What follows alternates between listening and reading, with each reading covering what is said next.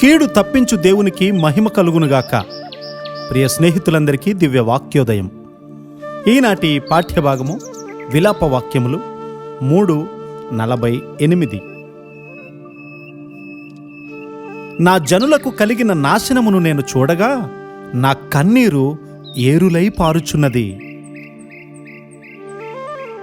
మన తరము వారు మహత్తైన అచేతనత్వము చేత, హృదయ కాఠిన్యము చేతను పట్టబడి ఉండడం చూస్తూ ఉన్నాం. మన సమూహ సమాచారాలు, వార్తాపత్రికలు, టీవీలు దౌర్జన్య కాండతో నిండిపోయి ఉన్నాయి. నిర్భయంతో కూడినటువంటి బీభత్సాన్ని, రక్తపాతాన్ని, భయాన్ని కలిగించే రీతిగా వెల్లడిపరుస్తూ ఉన్నాయి. వీటి ప్రభావం వల్ల హృదయ కాఠిన్యత, నిర్భయము కలుగుతుంది. పాపము, అపవిత్రత హృదయాన్ని చెకుముకు రాతి వలె కఠినపరుస్తాయి. కానీ మన పాపాలను యేసు క్రీస్తు వారితో ఒప్పుకొని విడిచిపెట్టినట్లయితే ఇతరుల కొరకైనటువంటి భారము, ప్రేమ మనపై కుమ్మరించబడతాయి.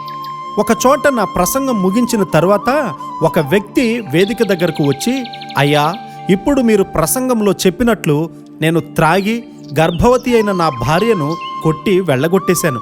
ఆ తర్వాత నేను అవివాహితుణ్ణి అన్నట్లు నటించి ఒక స్త్రీని మోసం చేసి పెళ్లి చేసుకున్నాను అన్నాడు.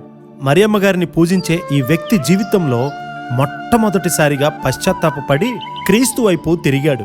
అతని విచ్చలవిడి సంకర లైంగిక జీవితం వల్ల వచ్చినటువంటి చర్మవ్యాధి నిమిత్తం నేను ప్రార్థన చేయవలసి వచ్చింది. తాను నిరాదరణతో చూసినటువంటి తన భార్యపై అతనికి జాలి కలగడం ప్రారంభమైంది. నీవు క్రీస్తు వారి శిలువ ముందు నిలుచున్నప్పుడు నిశ్చయముగా హృదయము కరిగిపోతుంది. ఆ నిశ్చలమైనటువంటి ఉదాసీనత, మానవ సంక్లిష్టతలపై గంభీరమైనటువంటి ఉపేక్షత, హిమము వంటి భారరహితమైన ముఖాకృతి వాస్తవ వైఖరికి, ప్రేమకు దారి కలిగిస్తుంది. కఠినమైనటువంటి నీ ముఖంలోనికి పరలోక తీక్షణత వస్తుంది. విలాప వాక్యములలో ప్రవక్త అయినటువంటి ఇర్మియా గారు యెరూషలేము యొక్క ఆత్మీయ దారిద్ర్యాన్ని గూర్చి దుఃఖించడం చూస్తూ ఉన్నాం. దేవుని ప్రజల కొరకు ప్రలాపిస్తూ ఉన్నాడీయన.